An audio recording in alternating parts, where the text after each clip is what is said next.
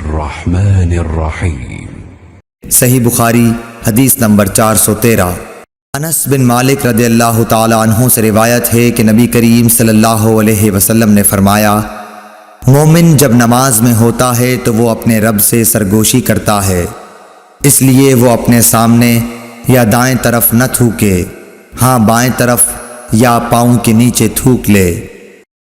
اللهم صل على محمد وعلى آل محمد كما صليت على إبراهيم وعلى آل إبراهيم إنك حميد مجيد اللهم بارك على محمد وعلى آل محمد كما باركت على إبراهيم وعلى آل إبراهيم إنك حميد مجيد۔